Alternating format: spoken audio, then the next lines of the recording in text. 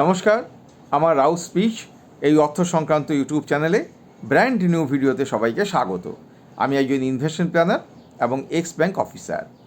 গতকাল bank, LIC এবং বিভিন্ন অর্থকরী প্রতিষ্ঠানের এক্সিস্টিং এমপ্লয়ীদের জন্য ডিআরএস অ্যালাউন্স এবং এক্সিস্টিং পেনশনারদের জন্য ডিআরএস স্লিপের চেঞ্জ রেট ঘোষিত হয়েছে এবং এটি 1 আগস্ট থেকে চালু হচ্ছে। এই চেঞ্জ রেটটি এক্সিস্টিং এমপ্লয়ীদের জন্য এই রেটটি চলবে 1 আগস্ট থেকে 31 অক্টোবর এবং এক্সিস্টিং পেনশনারদের জন্য এই রেটটি চলবে 1 আগস্ট থেকে 31শে জানুয়ারি। যেহেতু ব্যাংক, এলআইসির ক্ষেত্রে পেনশন আপডেশন হয়নি, সেই কারণে পেনশনারদের ক্ষেত্রে বেসিক পেনশন যার যেমন রয়েছে তার উপরে ডিএ ক্যালকুলেশন হবে বিভিন্ন রেটে। আর যারা এক্সিস্টিং এমপ্লয়ি রয়েছে তাদের যে বেসিক পে আছে সেই বেসিক পের ওপরে ক্যালকুলেশন হবে। তার মধ্যে কিছু কম্পোনেন্ট রয়েছে, সেগুলো মোটামুটি এমপ্লয়িরা তো সবই জানেন। যাই হোক, কত চেঞ্জ হলো বিভিন্ন সময়ের, কারণ 5 বছর বাদে বাদে দেখা গেছে যে বিভিন্ন স্ল্যাব তৈরি হয়েছে। যারা যখন রিটায়ার্ড হয়েছেন ঠিক সেইভাবে তাদের ডিআরএস রিলিফ হচ্ছে, কারণ এই ক্ষেত্রে যেহেতু কোনো আপডেশন নেই।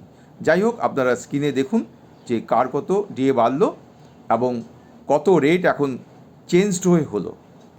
পেনশনাররা যেহেতু বিভিন্ন ডেটে রিটায়ার করেছেন এবং পেনশন আপডেশন না হওয়ার কারণে তাদের যেহেতু রিটায়ারমেন্টের সময় যে বেসিক পেনশন ছিল সেটাই রয়েছে, সেই কারণে আগে যারা রিটায়ার করেছেন তাদের ক্ষেত্রে ডিআরএস রিলিফ অনেকটা বাড়লেও কোয়ান্টাম কিন্তু অনেকটাই কম। আমি এবার চারটা পড়ে শোনাচ্ছি যে এক্স গ্রাসিয়া এবং ডিআরএস রিলিফ কতটা বাড়লো। যারা 1 জানুয়ারি 1986 থেকে 31 অক্টোবর 1992 সালের মধ্যে রিটায়ার করেছিলেন তাদের ক্ষেত্রে ডিআরএস রিলিফের পরিমাণ বেড়ে দাঁড়ালো 1560.43%। তাদের ডিআরএস রিলিফ বাড়লো 31.49%। এক্স গ্রাসিয়ার ক্ষেত্রে আপ টু বেসিক পেনশন 1250, তাদের 800 টাকা পার মান্থ এক্স গ্রাসিয়া। আর 1251 থেকে 2000 টাকা পর্যন্ত যাদের বেসিক পেনশন তাদের 450 টাকা এক্স গ্রাসিয়া। এরপর আসছি 1 নভেম্বর থেকে 1 নভেম্বর 1992 সাল থেকে 31শে মার্চ 1998 সালের মধ্যে যারা রিটায়ার হয়েছেন তাদের ক্ষেত্রে ডিআরএস রিলিফ রেট দাঁড়ালো 767.20%। আর তাদের বাড়লো 16.45% DRS relief. X gratia up to basic pension 2400 টাকা, তাদের 800 টাকা পার মান্থ এক্স গ্রাসিয়া। আর 2401 থেকে যাদের বেসিক পেনশন 3850 পর্যন্ত তাদের 450 টাকা এক্স গ্রাসিয়া পার মান্থ। যারা এপ্রিল 1 তারিখ 1998 থেকে 31 অক্টোবর 2002 সালের মধ্যে রিটায়ার হয়েছেন তাদের ক্ষেত্রে ডিআরএস রিলিফের পরিমাণ দাঁড়ালো 493.92%। তাদের 11.28% তাদের ডিআরএস রিলিফ বাড়লো। এক্স গ্রাসিয়ার ক্ষেত্রেও বেসিক পেনশন যাদের 3550 টাকার পর্যন্ত তাদের 800 টাকা পার মান্থ এক্স গ্রাসিয়া এবং যাদের 3551 থেকে 5650 টাকা বেসিক পেনশন তাদের 450 টাকা এক্স গ্রাসিয়া। ঠিক তেমনি নভেম্বর 2002 মানে 1 নভেম্বর 2002 থেকে 31 অক্টোবর 2007 এই সময়কালে যারা রিটায়ার হয়েছেন তাদের ক্ষেত্রে ডিআরএস রিলিফ রেট দাঁড়ালো 343.26% এবং তাদের 8.46% ডিআরএস রিলিফ বাড়লো। আগে বেড়েছিল তাদের সবারই পেনশনারদের ফেব্রুয়ারি 2026-এ।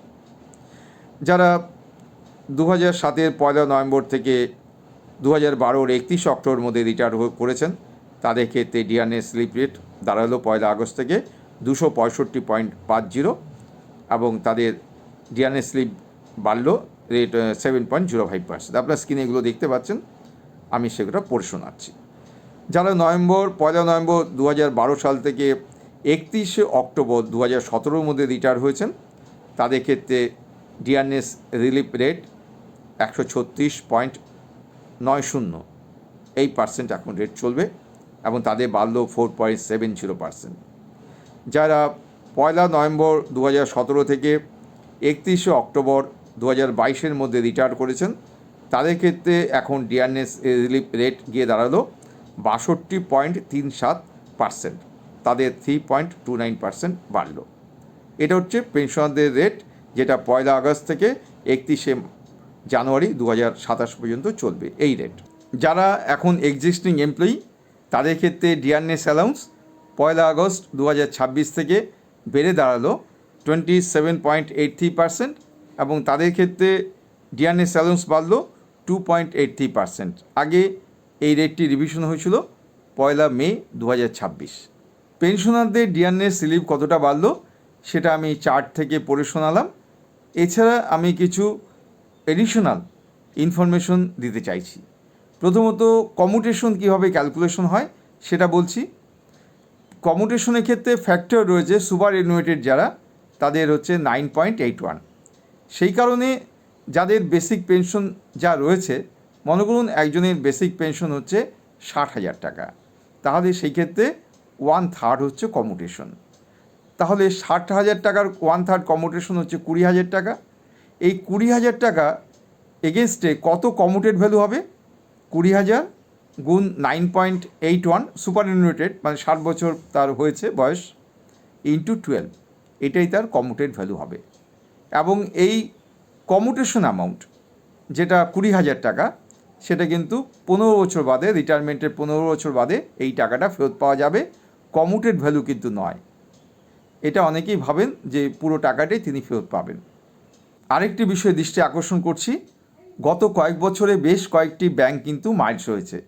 তার ফলে ব্যাংকের অনেক পেনশনার আছেন যারা আগের ব্যাংকে কাজ করতেন, এখন মার্জ হয়ে অন্য ব্যাংক হয়েছে, এবং তারা আগের ব্যাংক থেকে পেনশন পেমেন্ট অর্ডার পিপিও সংগ্রহ করেছিলেন।